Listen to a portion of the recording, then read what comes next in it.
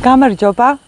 ძალიან უჩვეულ ადგილას ვწერ ვიდეოს, მაგრამ რადგან ჩანაფიქრი მაქვს, რომ აგვისტოს თვეში გარკვეული რაოდენობა ვიდეო ჩანაწერების უნდა მოვაგროვო, სანამ ჩემს მოსწავლებამდე დავბრუნდები სკოლაში, თბილისში, ამიტომ არ მინდა დღე გამიცდეს და მინდა გაგაცნოთ 34 წიგნი, ეს არის მწვანეთითება ტისტუ, რომელიც ამ დილას წავიკითხე, ძალიან არ ვიცი ეს წიგნიც მე რამდენად და მოვხატე ბალიში. წიგნის ჩაწერა მინდოდა სოფელ პიპილეთში, მაგრამ ისე მოხდა, რომ წიგნებთან ერთად ცხოვრება, ჩემს ცხოვრებაში ქმნის ჯადოსნურ დამთხოვებს, რაც ძალიან მახალისებს, აბა წარმოიდგინეთ, ამ წიგნის აღმოჩენა და შეყვარება უკავშირდება სოფელ უწერას, სულ არ ვაპირებდი დღეს აქ გადმოსვლას და აღმოჩნდა ისე, რომ მოულოდნელად წამოვედით და სწორედ აქ ვსაუბრობ ამ ადგილას მწვანეთითება ტისტუს შესახებ. ვხედავ მარტო ჩემი მობილური ტელეფონის შუქს, იმედი მაქვს, რომ ჩანვარ, თუმცა ჩემი ხმა ისმის ალბათ ნაძვის წვერები ჩანს და მწვერვალები და ღამურები დაფრინდა, საფრის მაწანწალა ძაღლები დადიან, მაგრამ არაფერს არ მეშინია და აქ ირგვლივ ცხოვრობენ ჩემი უსაყვარლესი მოსწავლეები, ქვემოთ მთელი სოფელი, სოფელში დუხს და გადმოდუხს ზაფხულის ბოლო დღეების ცხოვრება და მე უნდა გესაუბროთ მწვანეთითება ტისტუზე. მწვანეთითება ტისტუ მორის დრიუონმა, ფრანგმა მწერალმა დაწერა 1967 წელს, კლასიკურ ნაწარმოებად ითვლება უკვე საბავშვო ლიტერატურაში და მორის დრიუონის შესახებ კიდევ შეიძლება ითქვას ის, რომ ერთ დღეს ვართ დაბადებულები და ამავე დროს ის კულტურის მინისტრიც იყო, როგორც ვიცი, რაღაც ომშიც იღებდა მონაწილეობას საომარ მოქმედებებში და რატომ ვახსენე იცით, რომ ეს წიგნი სწორედ ომის წინააღმდეგ დაწერილი წიგნი არის. მთავარი იდეა არის ის, რომ ომი ამ სამყაროში არის ყველაზე ცუდი რამ, რაც შეიძლება ქვეყანად დაემართოს ადამიანებს. ახლა მოდი მოკლედ მოგიყვებით როგორ აღმოვაჩინა ეს წიგნი, როდესაც სანამ საბავშვო ლიტერატურას დავუბრუნდებოდი, უბრალოდ დაახლოებით 15 წლის წინ სოციალურ ქსელში გადავაწყდი საბავშვო წიგნებს იხსენებდნენ ჩემი თანატოლები და ასე ფურცელი და კალამი მეჭირა და ვიწერდი იმ წიგნებს, რომლებიც არ მქონდა წაკითხული, როგორც მახსოვს გონია ეს წიგნი დიანა ანფიმიადიმ ახსენა, მაშინ ერთმანეთს არ ვიცნობდით, ხოლოდ მასწავლებელი ჯიზე გამოქვეყნებული სტატიებით ვიცნობდი დიანას და ძალიან მომინდა ამ წიგნის წაკითხვა. ვერ ვიშოვე ეს გამოცემა და რომ ჩამოვედი უწერაში, ჩემს სამ მოსწავლესთან ერთად ისინი მაშინ მე-6 კლასელები იყვნენ, ახლა კი დაამთავრეს უკვე უნივერსიტეტი ამ წელს. სკოლის ბიბლიოთეკაში შევედით და უმეტესობა ძველი წიგნები იყო, რამდენიმე ახალი გამოცემაც იყო. მათ შორის ვიპოვე მორის დრიუონის მწვანეთითება ტისტუს ძველი გამოცემა. და ეს არის წიგნი, რომელიც პირველად ხმამაღლა წაუკითხე ჩემს მოსწავლეებს, როგორც ხშირად ვახსენებ ხოლმე და არ მომბეზრდება ამაზე საუბარი, რომ მე ჩემს მოსწავლეებთან ერთად ვისწავლე მასწავლებლობა. ყველაფერი, წიგნიზე საუბარი, ხმამაღალი კითხვა, ძალიან ბევრი რამე ვისწავლე მათთან ერთად და უსაზღვროდ მადლიერი ვარ.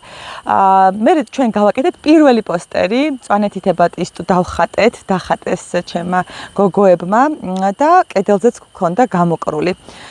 მე გამოსცა წიგნები ბათუმმა, გამომცემლობამ და მარი კორინთელმა მიმიწვია წიგნის ამ პრეზენტაციაზე და მახსოვს რაჭიდან სპეციალურად ჩავედი თბილისში, რომ დავსწრებოდი ამ წიგნის პრეზენტაციას. ვერ მივუსწარი, მაგრამ მაინც ნახე მარი და ის გარემო ადამიანები, რომლებიც ამ წიგნის გამოიყვნენ იქ მისულები. მწვანეთითება ტისტუ არის ერთ პატარა ბიჭუნაზე, რომელსაც ყავს უმდიდრესი მშობლები, დედა ბატონი, მამა ბატონი, აუცილებლად უნდა გითხრათ თარგმნელი, იმიტომ რომ თარგმნელებზე იცით რომ შეყვარებული ვარ, ეს არის ცისანა ბიბილეიშვილი და ძალიან დიდი მადლობა მას საოცარი თარგმანისთვის.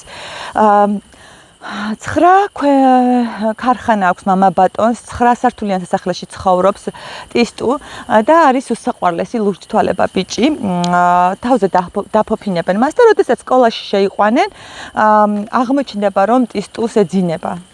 პირველივე დღეს მიიღებს ორიანს და ატყდება ერთი ამბავი განგაში და მოკლედ დედა ბატონი გადაწყვეტს და ოჯახი რომ შინ დატოვონ და თავად მისცენ განათლება. მიაბარებენ როხროხას, რომელსაც დაჰყავს და აჩვენებს რა არის წესრიგი ქალაქში, ციხეში მიიყვანს ავადმყოფოში.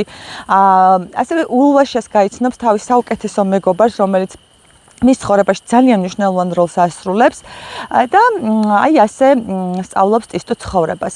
ტისტუ კი აღმოაჩენს, რომ მაგალითად ავადმყოფოში მოწყენილობისაგან გოგოს ლამისა მოკვდეს და არათუ ფეხების ამოძრავება, არამედ სიცოცხლე არ უხარია და დასვამს ასეთ შეკითხვას, რომ როგორ შეიძლება სიცოცხლის სურვილი თუ არ აქვს ადამიანს, ის გამოჯამრთელდეს. ნახავს ასევე მოწყენილ საშინელ ციხის გარემოს, სიღარიბეს, ღარიბ უბანში წაიყვანენ. ნახავს ქვემეხ ქალაქს, სადაც აღმოაჩენს, რომ თურმე ქვემეხებს იმიტომ ყიდიან ადამიანები, მამამისი უпростоრად, რომ სადღაც რომელიღაც უდაბნოში წადიელები და გადიელები ერთმანეთს ებრძვიან რაღაც ტერიტორიის გამო, რომელშიც ნავთობია და ამის გამო შეიძლება ყველაზე ძვირფასი რამ დაკარგოს ადამიანებმა. მაგალითად, როგორც მისმა მსახურმა კაროლუსმა სამშობლო დაკარგა ცხურ სახოცივით, ასე წერია, როგორც ამელიმ შვილი ყველაზე ძვირფასი, როგორც ულვაშამ მებაღე თავისი საუკეთესო სათბური და ბაღი დაკარგა ომის დროს. ერთი სიტყვით ცხოვრებას რეალობას ეჩეხება ტისტუ და გადაწყვეტს, რომ იმოქმედოს. აი აქ უნდა გაგაცნოთ ულვაშა. ულვაშა არის მებაღე, რომელსაც მისტიკური ულვაშები აქვს და თითქოს ის საყვარლად კარგად არის აღწერილი, რომ ქარი არხევს და ამოუგრძეს თეთრ ულვაშებს და როხროხა ულვაშა აღმოაჩენს მის ეს მებაღე, სასახლის მებაღე აღმოაჩენს, რომ ტისტუს ფარული ნიჭი აქვს. ეს ნიჭი არის მწვანე თითები. ტისტუ რასაც ხელს ახლებს ყველგან ყვავილები და მცენარეები ამოდის. ამ უნარს ის გამოიყენებს, რომ შეცვალოს თავისი გარემო და დააფიქროს როხროხა, მამამისი და ყველა მისი ირგვლივ უფროსები, რომ ისე არ არის ყველაფერი როგორც მათ გონიათ. ძალიან საინტერესო არის ის, რომ მორის დრიუონი ამახვილებს ყურადღებას, რომ ბატონი, მამა ბატონი გიждდება თავის შვილზე, პატივმოყვარე, თუმცა კეთილი ადამიანია და საოცარი არის, რომ ეს კეთილი ადამიანი, ამ კეთილ ადამიანს კი უყვარს თავის შვილი, მაგრამ ზად არის, რომ სხვისი შვილების სიკვდილის მიზეზი გახდეს გულისხმობა ამ ქვემეხებს. მამა პასაჟმა გამახსენა პრინცესა მონონოკე, ჰაიაო მიაძაკის ანიმე, თქვენც გირჩევთ. აქ არის ერთი ქალბატონი ებოში, რომელიც იარაღს ამზადებს და ცდილობს, რომ ამ იარაღით აღადაყაროს წონასწორობა თავის ირგვლივ ბუნებაში, ტყეებს ჩეხს და აქ გამოჩნდება აშიტაკა, მთავარი პერსონაჟი, რომელიც წონასწორობის და ჰარმონიის აღდგენის ფუნქცია აქვს მას, როგორც ტისტუს. და ვფიქრობ, რომ ჰაიაო მიაძაკის წაკითხული ხომ არ ჰქონდა მწვანე თითება ტისტუ, რადგან ის ვიცი, რომ ძალიან წიგნიერი რეჟისორია და ბევრს კითხულობს და ბევრი წიგნი გვხვდება ხოლმე მის ანიმეებში. ასევე გამახსნა პატარა უფლისწული და ტისტუ არის ის მარადიული ბავშვი პატარა უფლისწულთან ერთად, რომელიც გვახსენებს უფროსებს, რომ ჩვენი მიერ დადგენილი წესები არც ისე სწორია, შეხედულებები ტყვეება და ვიქცევით ხოლმე, რაღაც ღობესავით ვავლებთ ჩვენს აზროვნებას, ჩვენს წარმოდგენებს და აღარ ვცდილობთ, რომ უფრო სუბუქად ვიფიქროთ და ისე როგორც ბავშვები ფიქრობენ.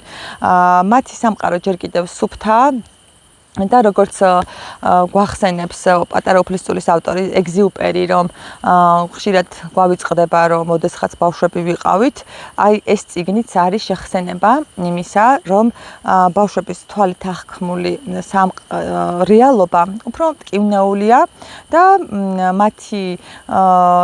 მათ თუ მათ გულს მივყვებით და მათ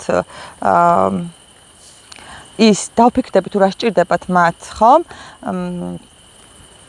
შეიძლება ჩვენი გარემო უფრო კარგი გახდება. ალბათ ეს არის მთავარი გზავნილები მწვანეთითება ტისტუსი და ეს მგონია რომ ომის წინააღმდეგ გალაშქრება არის. მოდი წაგიკითხავთ მთავარ ნახეთ რა ლამაზი ტისტუა. მთავარ გზავნილს